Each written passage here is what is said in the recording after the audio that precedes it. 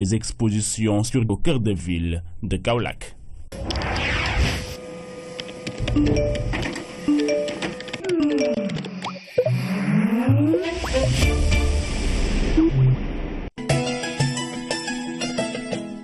Biran, qu'est-ce que tu veux pour le ndogo? Chérif, tu viens couper avec Daouda? Allô Aïssatou, amène des dates en venant s'il te plaît. Ok, je m'occupe du pain. Avec la promo Wadial Ndogo d'Orange, appelez à volonté pour tout partager. Bénéficiez de 2 heures d'appel gratuits entre 16h et 18h pour toute recharge à partir de 1000 francs chaque jour. Toutes les infos sur ramadan.orange.sn. Orange vous souhaite un bon ramadan. Vous rapprochez de l'essentiel, Orange.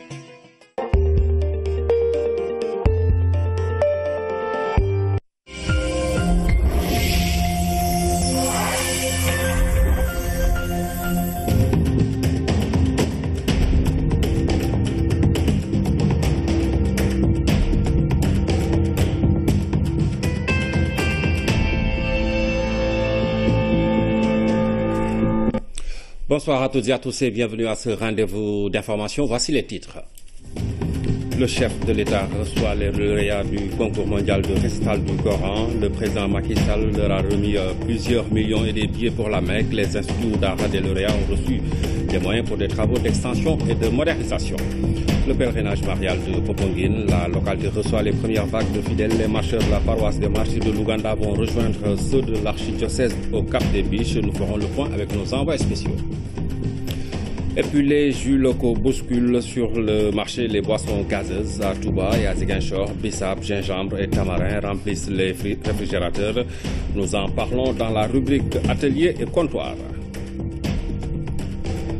10 millions de francs à Mohamed Moujtaba Diallo, 5 millions à Mame Diarra Ngom et autant à Ndombour Sène qui s'est distingué au même concours en 2015. C'est la récompense du chef de l'État au lauréat du concours international de récitation du Coran. Le président Macky Sall a également offert des billets pour la Mecque aux parents et aux encadreurs des lauréats. Leurs instituts ou Dara vont aussi se partager une enveloppe de 50 millions devant servir à l'extension ou autres travaux de modernisation au Marning. C'est la reconnaissance de la nation à ses dignes fils. Devant les parents, encadreurs et autres représentants d'écoles ou instituts, Mohamed Moujtaba Diallo et Mame Diarra Ngom reçoivent les félicitations du président de la République. Le chef de l'État y associe Ndombour Sène, la fille qui avait obtenu le même prix que Mame Diarra en 2015. À tous, il exprime toute sa fierté. Représenter le Sénégal dans un domaine aussi élevé que le Coran, c'est tout simplement exceptionnel. Les félicitations et encouragements du président Macky Sall vont aussi aux encadreurs et autres maîtres coraniques. Joignant l'acte à la parole, le chef de l'État a décidé de récompenser les lauréats et leurs proches.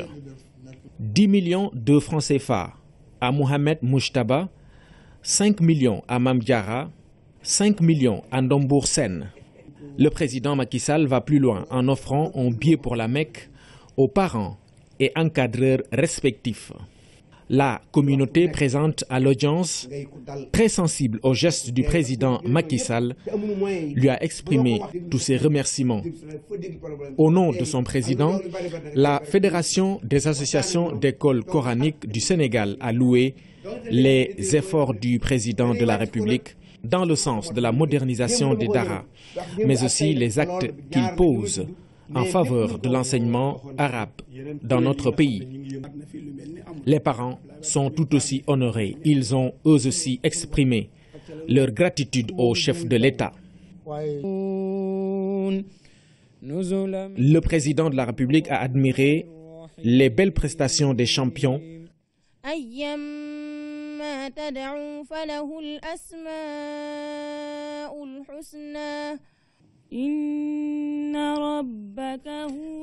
Avant de les inviter à rompre le jeûne, un grand moment de communion hautement apprécié par l'assistance. Le ministre de la Pêche a effectué un déplacement à Saint-Louis pour faire part aux pêcheurs des décisions prises lors d'un conseil interministériel des travaux au niveau de l'embouchure pour une valeur de 15 milliards de francs CFA, le recasement des pêcheurs sur d'autres sites, la signature des licences de pêche avec d'autres pays voisins sont les principales décisions. La tutelle a également annoncé que l'État travaille à augmenter la chaîne de froid à Saint-Louis et sur tous les sites de pêche. Diana Badia. Une série de mesures pour soulager les pêcheurs de la langue de Barbarie. Elle porte sur la brèche de l'embouchure, des sites de recasement, des licences de pêche avec les pays voisins, la facilitation pour s'implanter dans d'autres zones de pêche. Le ministre de tutelle s'est rendu à Saint-Louis pour annoncer toutes les décisions prises lors d'un conseil interministériel. Nous avons un dossier déjà prêt pour 15 milliards de francs CFA, 7 milliards pour le balisage et le dragage de la brèche et 8 autres milliards pour la protection justement de cette brèche-là, pour que les pêcheurs puissent l'emprunter en toute sécurité. Également, d'autres mesures avaient été prises lors de ce conseil interministériel sur le redéploiement des pêcheurs de Guet-Ndar et même de leurs familles, parce que Guet-Ndar a une densité de population extrêmement importante au kilomètre carré, 35 000 au kilomètre carré, deuxième densité mondiale. Et donc une solution aussi doit être trouvée. Et à ce niveau, monsieur le maire de la ville de Saint-Louis, Mansour Faye, a eu aussi à prendre un certain nombre d'initiatives dans ce sens. Il a même pris déjà attache avec d'autres maires qui sont autour de la ville de Saint-Louis pour trouver une solution. Au niveau local, une commission est mise en place pour recenser toutes les familles qui vivent dans le désarroi, particulièrement celles expulsées de la Mauritanie. Un travail qui s'ajoute à la liste des décisions. Je saisis l'occasion d'ailleurs pour les féliciter pour ce travail remarquable et transparent qui a été fait et dont le résultat est le recensement de 629 personnes.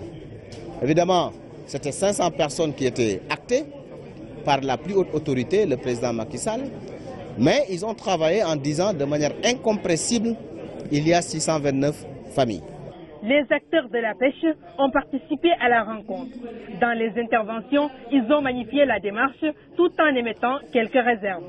Le ministre bi dafa wax ni bi nu amee problème ak Mauritanie fii ba Kafountine fu leen neex dem leen ngeen nappi te ngeen moytu fii ndaxte fii moomuñu ko te doonu génne kon li ñuy ñaan mooy yeen Guet-Ndarien yi ngeen bàyyi ko yàlla dogal na ni ñaar téeméeri seen tournante ñoo fi nekkoon doon napp ci Saint-Louis boole 400 yi jóge Mauritanie muy 600 ñu ñëw ci Guet-Ndar xajunu fi moom bi ñu déggee mu wax ni fii ba Kafountine yee naka moom man ngeen dem nappi yàlla dogal gaal yëpp génnoon nañu dem mais ci biir napp gi la ko commencé Kafountine fii may wax ak yow le 31 mai naka suba c'est la ñuy tëj géeju Sénégal Mauritanie mënul ñu génne ñu ñëw Sénégal di tëjaat fanaan bi loolu daf ñuy jaaxal. Interpellé sur l'insuffisance des infrastructures de froid, Omar Gueye annonce que 19 complexes frigorifiques d'un coût de 10 milliards de francs CFA sont en cours de construction, sans compter l'acquisition de camions frigorifiques pour Saint-Louis et d'autres zones de pêche. Dans la foulée, une convention de concession est signée entre le ministère et la mairie. Celle-ci fait de même avec un GIE qui va gérer l'usine moderne de transformation de produits halieutiques de Gokumbay. La stratégie de collecte, de saisie et de remontée des données de l'Observatoire national de la décentralisation du développement local partagé par l'ensemble des acteurs à Ziguinchor, c'était au cours d'un atelier de partage et de validation du dispositif de collecte des indicateurs prioritaires de l'Observatoire. Moussa Mané. Cet atelier de partage et de validation du dispositif de collecte des indicateurs de l'Observatoire a réuni l'ensemble des acteurs. L'objectif visé est d'améliorer et valider les indicateurs prioritaires, les circuits de collecte et de mise à jour des données. Dans cette phase finale-là, nous avions arrêté un ensemble d'indicateurs avec les acteurs locaux. Et nous sommes en train de dégrossir encore ces indicateurs pour avoir une liste qu'on peut renseigner, une liste qui va nous permettre déjà dans cette période expérimentale de démarrer le projet. Il s'agit aussi d'améliorer les critères de sélection des points focaux selon les échelles de gouvernance, partager le tableau des indicateurs prioritaires de l'ONDDL, mais surtout valider le plan d'action de mise en œuvre de la phase pilote dans le pôle Casamance. On ne peut pas assurer le développement sans la maîtrise de l'information territoriale. Et là, je pense que la Casamance, d'une manière globale, pour ne pas dire le pôle Casamance, a été déjà depuis 2 ans, depuis 2012, une instruction de la plus haute autorité du pays pour tester l'atténuation des politiques publiques. Les difficultés fondamentales auxquelles les collectivités locales font face, ce sont l'accès à l'information, le déficit de communication, entre autres. À ce titre, ils fondent beaucoup d'espoir sur cet outil. Au regard des résultats qui sont attendus, ça va aider dans la planification du développement, ça va aider dans la coordination et l'harmonisation des actions de développement. Nous pensons également que c'est un outil qui est important pour les partenaires au développement. La cérémonie a été aussi une occasion pour la direction générale de l'Agence de développement local de remettre des outils de travail aux différents points focaux. Il s'agit des ordinateurs pour la saisie des données, mais aussi des motocycles pour parcourir la région de Ziguinchor à la collecte des données. Parlons de la Commission nationale du dialogue des territoires qui vient d'élaborer un projet de loi visant organisation et structuration de l'intercommunalité. Le texte fait l'objet d'un atelier de validation ouvert ce matin. Pape Bounatiao. Les acteurs territoriaux conviés à cette rencontre devront apprécier et mesurer la portée de la législation de l'intercommunalité au Sénégal.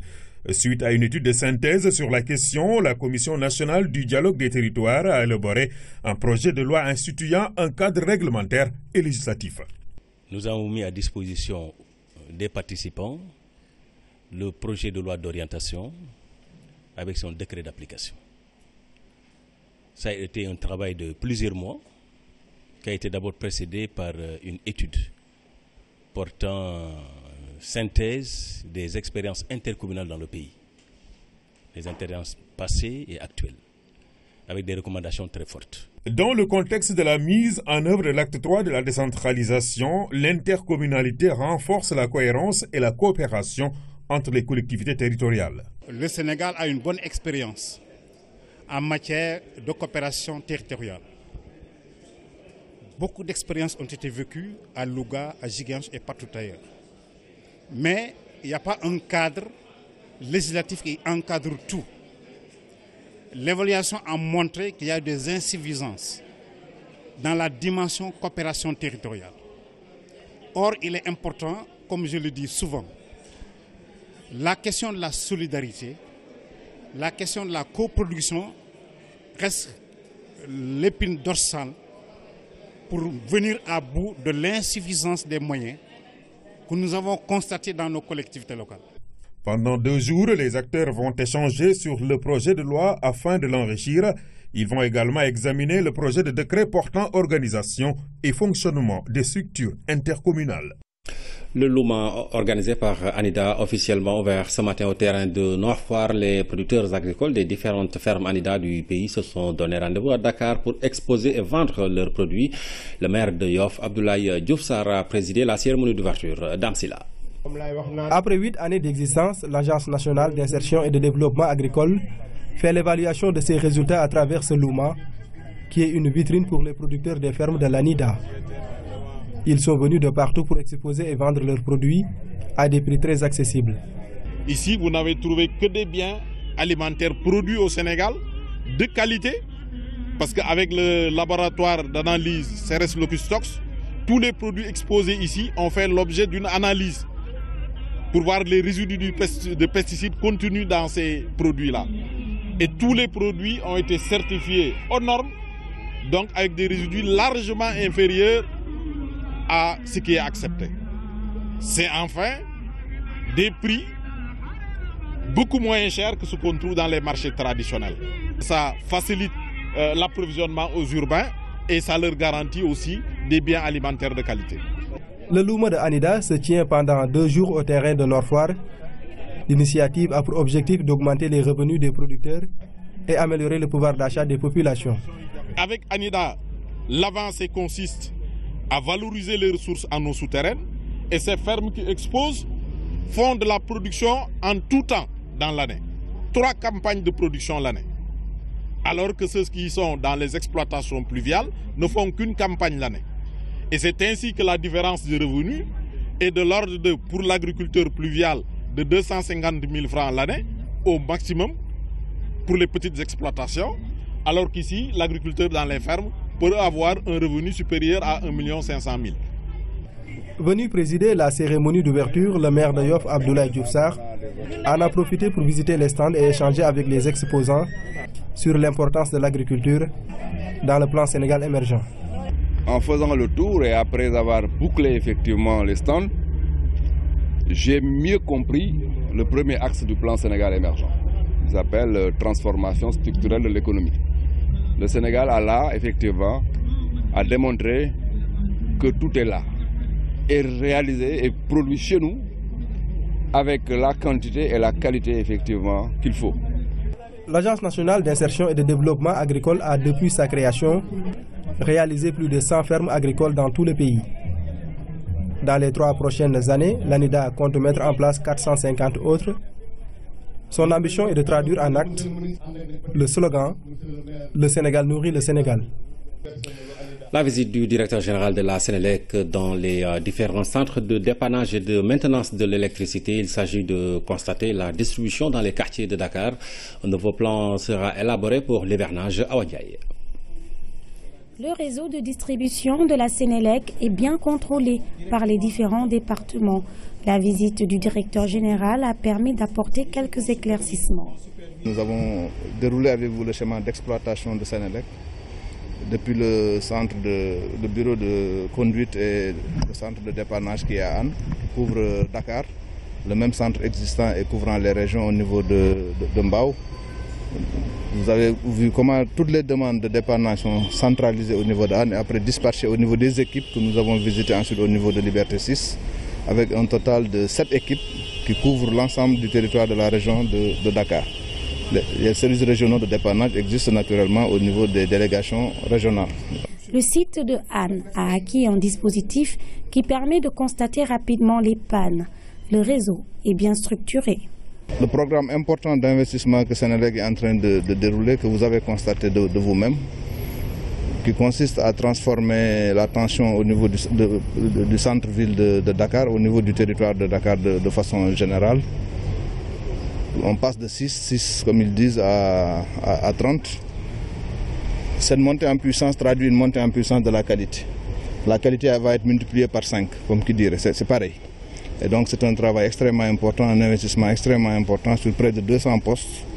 Ça va au-delà, mais cette phase concerne que 200 postes pour un montant à près de 7 milliards de francs CFA, projet que nous réalisons en partenariat avec l'entreprise FH que vous voyez ici, qui a gagné le marché. Un nouveau système a été mis en place pour contrôler les pannes. Ici, c'est le centre de dépannage de Liberté 6 avec son équipe qui contrôle le réseau. Le plan d'investissement triennal 2019 et le plan ISL 2020 permettront à la Sénélec de mettre en place plusieurs projets de modernisation. L'objectif est d'améliorer la qualité de service. Le pèlerinage marial de Popenguine, les marcheurs de la paroisse des martyrs de l'Ouganda ont quitté ce samedi. Ils vont retrouver les marcheurs de l'archidiocèse de Dakar, dont le départ est prévu demain dimanche au Cap des Biches.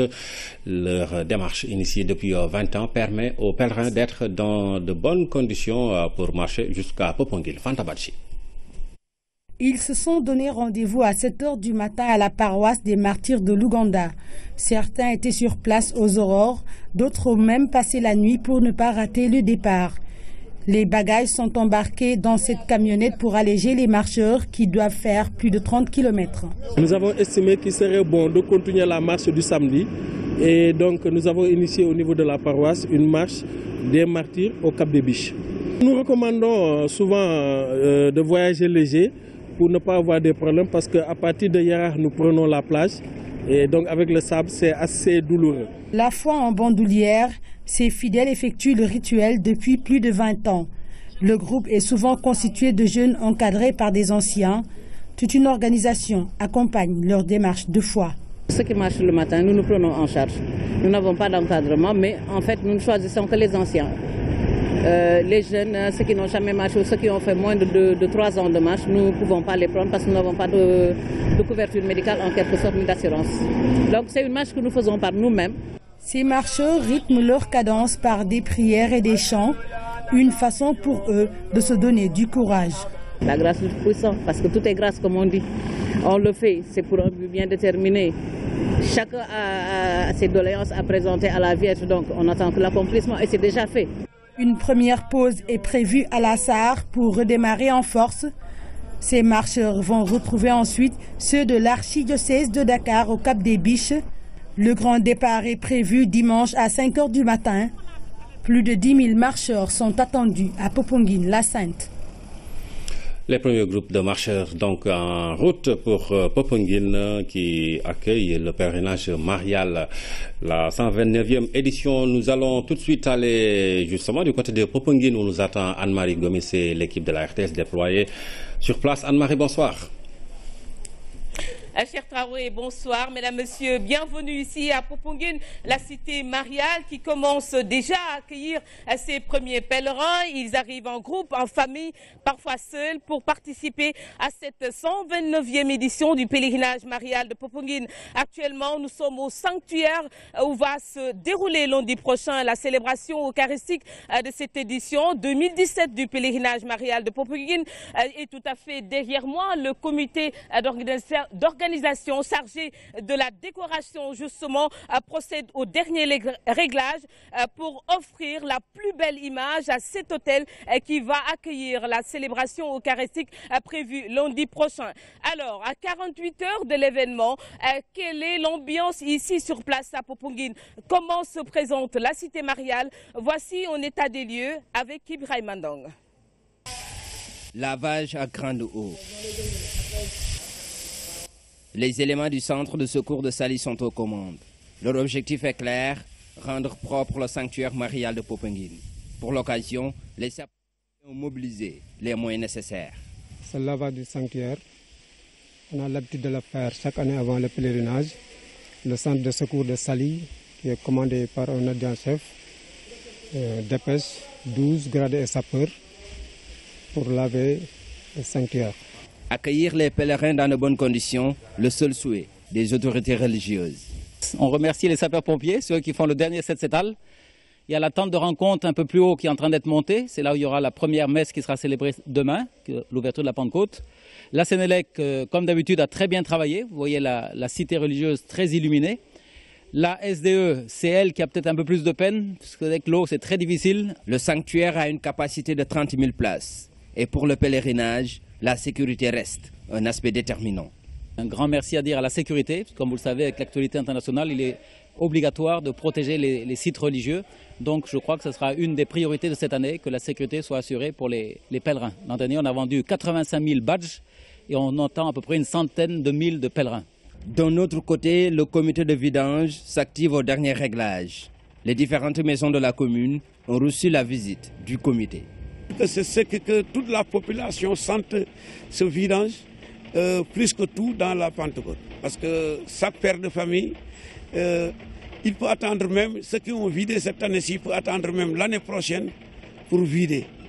Et parce que ce n'est pas tout le monde qui a le moyen. Rien n'est laissé en rade par les organisateurs. Les engagements pris lors du CRD sont en train d'être exécutés par les démembrements de l'État. La réussite de l'événement, un défi à relever. Cher Traoré, l'on s'est également intéressé à l'accueil. Vous n'êtes pas sans savoir que Popenguine reçoit chaque année à cette occasion des milliers de pèlerins venus d'ici et d'ailleurs. Et comment la population s'organise pour réserver un accueil chaleureux à ses invités, en tout cas au niveau des concessions, c'est le grand ménage. À côté de cela, il y a la restauration. À ce niveau, du riz est distribué aux familles pour aider à la prise en charge. On en parle avec Jeanne Dior.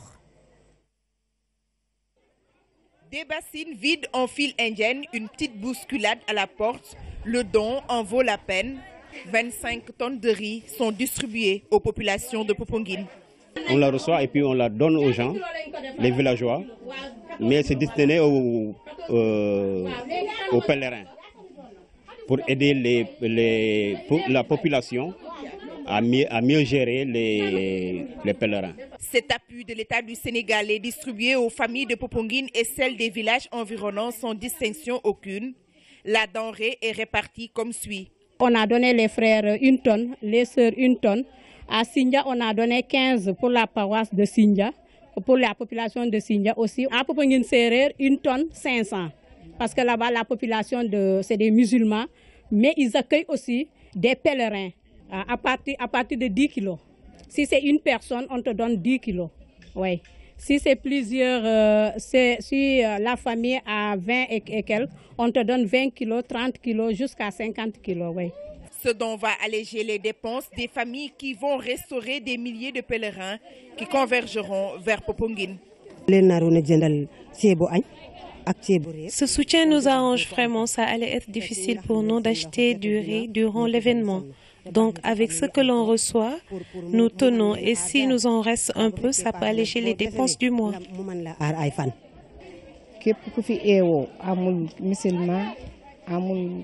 Plus de la moitié des gens qui sont ici sont des musulmans. Chaque année, le riz est distribué à tout le monde sans exception. Cette denrée est bénéfique pour nous. Dans les maisons, c'est le nettoyage à fond. Les chambres sont rangées, les grandes marmites sorties, les bois de chauffe coupés. Il faut également un coup de balai dans les rues. En tout cas, une bonne nouvelle pour nos parents sœurs qui vont se régaler durant ce pèlerinage. Cher Touareg, pour parler du volet sécuritaire, la gendarmerie, comme à son habitude, est présente sur le site. Plus de 500 hommes sont déployés pour veiller au grain. Cette année, l'effectif a été renforcé. Le point avec Ibrahim Mandong. Les consignes avant le déploiement. Sur le terrain, les hommes en bleu sont visibles un peu partout. Ils occupent les différents axes de la cité religieuse. Nous avons reçu la mission de sécurisation du pèlerinage depuis le 1er juin jusqu'au 6. Par rapport à cette mission, le dispositif actuellement que l'on met en place s'articule à 4 niveaux. Le premier niveau, c'est d'abord la garde statique sur certains points sensibles. Pour cette 129e édition du pèlerinage marial de Popenguine, on note une montée en puissance du dispositif sécuritaire. Cette année, la gendarmerie a relevé le niveau des effectifs qui tournent autour de plus de 500 gendarmes, tous grades confondus. Et nous avons aussi la chance de bénéficier du concours d'élèves officiers en 2e année au niveau de l'école des officiers de la gendarmerie qui renforce actuellement l'encadrement. Ce sont des jeunes aspirants qui sont en stage d'immersion dans les unités et nous profitons de leur présence pour qu'ils puissent appréhender les réalités de leur futur métier. À Popenguine, la gendarmerie nationale n'a épargné aucun site. Même la plage fait l'objet de surveillance de l'escadron monté et des gendarmes à pied. Nous avons un dispositif au niveau de la surveillance de la plage de Popenguine avec l'escadron monté appuyé par la section environnement et aussi il y a un peloton à pied qui patrouille le long de la plage pour faire appliquer les arrêtés préfectoraux. C'est un dispositif progressif qui est mis en place. Ici, toutes les dispositions sont prises pour un bon pèlerinage. Et actuellement, en ce moment même, les marcheurs se retrouvent au foyer de charité des Cap des Biches où s'est tenue donc cet après-midi la messe d'envoi. Nous y reviendrons un peu plus tard. Demain, c'est la Pentecôte. La fête marque l'envoi de l'Esprit Saint sur les apôtres. Autre temps fort, donc, l'arrivée des marcheurs demain dimanche, ce sera dans l'après-midi. Voilà, cher Traoré, ce qu'il fallait retenir pour ce soir. Je vous donne rendez-vous tout à l'heure après l'édition de 20h pour le journal du pèlerinage. À tout à l'heure. Merci Anne-Maria Gomis, tout est bien dit. On se retrouve plus tard pour d'autres informations liées donc au pèlerinage marial de Popenguine. Bonne continuation à toute l'équipe. L'enseignement privé au Sénégal, histoire, mutation et rupture, c'est l'intitulé du livre édité par Harmattan Sénégal. Dans cette œuvre sont relatés les actes des journées nationales de l'enseignement privé, une forme de restitution d'une étude du paysage de l'éducation nationale du Sénégal. La cérémonie de dédicace a eu lieu au monument de la Renaissance. Philomène Constance Diagne. Ce livre est un condensé des actes des journées nationales de l'enseignement privé tenues du 19 juillet au 6 août dernier à Dakar et dans d'autres localités du pays.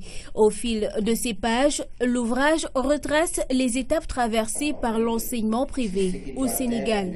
Nous avions voulu réfléchir sur l'évolution de l'enseignement privé au Sénégal en termes d'historique, de mutation, de rupture, mais surtout de prospective, pour voir quels ont été, depuis l'époque coloniale, les différents développements suivis par l'enseignement privé et quelles sont les perspectives, c'est-à-dire qu'est-ce que nous comptons faire de cet enseignement privé.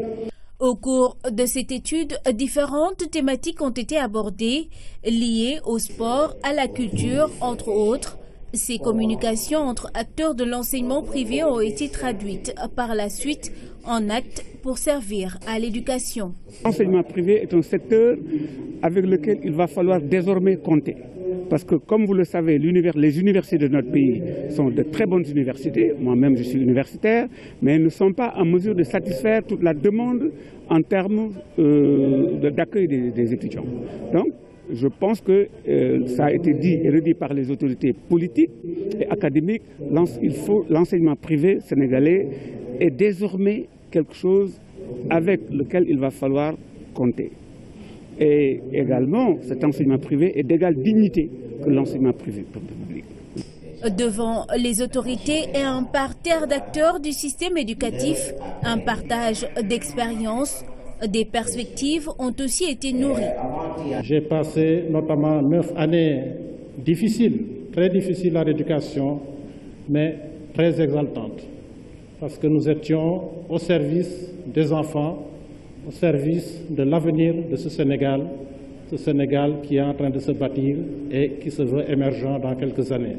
L'ouvrage qui vient de sortir de ces travaux fera l'objet d'acquisition par la direction du livre et de la lecture pour contribuer à le diffuser largement dans les lieux de lecture, les CLAC, les bibliothèques régionales, afin que tout le monde puisse y accéder. Il s'engage aussi à mettre les compétences qu'il faut pour poursuivre avec vous la réflexion et voir comment participer à améliorer davantage les performances de l'enseignement privé, mais simplement les performances de l'école sénégalaise. Des attestations de participation et de reconnaissance ont été attribuées aux différentes écoles privées et personnes qui ont participé à la réalisation de l'œuvre qui a été dédicacée aux acquérants. C'est le document de ce 20h. Les jus locaux bousculent sur le marché les boissons gazeuses. De 700 tonnes en 1999, la production annuelle de Bissap est passée en 2005 à 25 000 tonnes, soit 35 fois plus. Et aujourd'hui, à Touba et à Ziguinchor, Bissap, gingembre, tamarin se côtoient dans les réfrigérateurs et au marché. Les Sénégalais préfèrent les jus locaux à toute autre chose. Jus à volonté, c'est le sujet de la rubrique Atelier et Comptoir, un document signé Issa Thiorobey. Au marché, sec, il se vend à moindre coût. À la maison, frais, il se consomme autant qu'on le désire. Le Bissap, jus tonique mais très exquis, reste une boisson quasi incontournable au Sénégal. Au lieu d'importer, nous devons produire et consommer nos jus locaux. Le Bissap, par exemple, est un jus naturel que nous préférons à toute autre chose. Les prix du Bissap défient toute concurrence. Au marché, un sachet de quelques grammes qui coûte 50 francs peut se transformer en une bouteille d'1 litre qui coûte en boutique entre 1000 et 1500 francs CFA. C'est mieux qu'un casier de canettes. Ce n'est pas comparable. Le Bissap est localement produit. On en connaît toute la composition. Le Bissap est une filière où l'informel pèse beaucoup plus lourd que le formel. Jusqu'en 1999, les statistiques officielles révèlent que la production annuelle ne dépassait pas les 700 tonnes. En 2005, dans le court terme, 25 000 tonnes ont été programmées pour chaque année. Aujourd'hui, les chiffres ont largement augmenté, d'abord compte tenu de l'élargissement de l'assiette de la consommation, puis en raison d'un changement de nature. Le Bissap fait de plus en plus l'objet de marchés spéciaux. C'est le cas à Touba où Bailey n'a pas seulement investi dans le commerce de ses calices rouges. Je vends du pain de singe, du tamarin, du gingembre, du Bissap, des feuilles de menthe et tout ce qui entre dans la composition du jus local. En Casamance, il y a aussi à vendre et à consommer les jus locaux. C'est un véritable business chez les femmes, regroupées dans des associations de développement. Le travail est si juteux qu'il mobilise la France et son ambassadeur venu voir. Et aussi dans les foires aussi. Les jus locaux prennent de plus en plus de volume dans la consommation des Sénégalais. Ils s'exportent à coups de milliards, c'est du bio et en même temps une véritable réponse apportée à l'équation des boissons dont la composition reste une inconnue chez les consuméristes. Jus à volonté, sujet de la rubrique Atelier et comptoir qui revient samedi prochain donc pour un autre document. Les États-Unis, je vous le disais hier, ont quitté les accords de Paris sur le climat. Le président Donald Trump, qui en a décidé ainsi, donne corps à une promesse de campagne. Mais quelles peuvent être les implications d'une telle décision quand on sait que le pays reste deuxième pollueur mondial, un des plus importants contributeurs au fonds vert climat? Analyse des points de vue avec Ousmane Garifay. Afin de respecter mon engagement solennel de protéger les États-Unis et son peuple, les États-Unis vont se retirer des accords de Paris sur le climat. Exit COP21, retour à la case départ dans cette déclaration qui sans doute restera comme l'une des plus attendues de son mandat. Le président américain donne suite à un axe phare de son programme de campagne électorale, sortir d'un cadre dont il estime les contours peu avantageux pour son pays. Ce qui va se passer, c'est que les États-Unis vont être observateurs parce qu'ils sont toujours membres, partis à la Convention, cadre des Nations Unies sur le changement climatique. Ils n'étaient pas dans le protocole de Kyoto, ils ne seront pas dans l'accord de Paris. Donc, ils ne seront pas tenus. Ils avaient quelques 26 à 28% de réduction de leurs émissions de gaz à effet de serre d'ici 2025. L'Union européenne autour de 40% d'ici 2030, avec des années de référence différentes. Donc, ils ont presque à peu près les mêmes réductions. La Chine, qui est le deuxième émetteur avec les États-Unis, aujourd'hui a une trajectoire de montée de ses émissions jusqu'en 2031 pour ensuite descendre, alors que l'Union européenne et les États-Unis descendaient tout de suite. En tout état de cause, les États-Unis, ça va continuer parce que c'est l'enjeu économique mondial. Des intérêts économiques donc en filigrane pour comprendre cette spectaculaire décision de Donald Trump. Mais dans un contexte mondial où tous les signaux climat sont au rouge, l'accord universel de Paris de limiter à 2 degrés les émissions de gaz à effet de serre est considéré comme un grand pas de l'humanité vers la maîtrise des dérèglements climatiques. Une avancée qui risque de ralentir, à défaut de stopper, cette décision de Donald Trump. Parce que l'accord de Paris était très politique, ce n'était pas un accord très contraignant, pas du tout même contraignant, c'était du volontariat. Chacun disait ce qu'il pouvait diminuer en réduction et après on le suivait. Il y a aussi l'adaptation qui va créer des problèmes. Quand la température va continuer, les pays qui ont des problèmes de niveau de la mer, etc., vont continuer à subir, y compris les États-Unis, qui sont aussi menacés comme tout le monde. Loin de ces considérations économiques, l'enjeu pour les pays pauvres reste environnemental. Le Sénégal, pour sa part, reste plus que jamais fidèle à sa ligne de départ. Environnement, oui, mais intérêt supérieur du pays avant tout. Nous, en tant que Sénégal, nous restons vraiment à travers le groupe Afrique. Notre position est arrimée à la position du groupe Afrique. C'est avec ce groupe que nous avons conduit les négociations.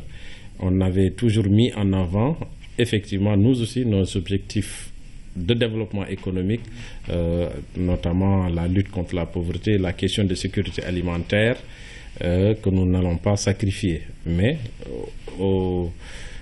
malgré cela, nous avons pris des engagements pour participer à l'effort mondial de réduction de gaz à effet de serre, comme tous les autres pays, mais nous n'avons jamais sacrifié nos objectifs économiques et nos objectifs de développement. Négociateur en chef pour le compte du Sénégal, le ministre en charge du secteur se veut optimiste quant à l'atteinte des objectifs affichés par les signataires des accords. Si jamais les États-Unis se retiraient définitivement de l'accord, ça ne peut prendre d'ailleurs effet qu'à partir de 2020. C'est ce que stipule l'article 28. Si jamais les États-Unis arrivaient à sortir de l'accord, le monde peut négocier pour atteindre son objectif de rester en deçà des 2 degrés Celsius. Il suffit que certains grands pays comme la Chine, l'Inde, l'Union européenne, qui sont des pays assez pollueurs, revoient un peu leur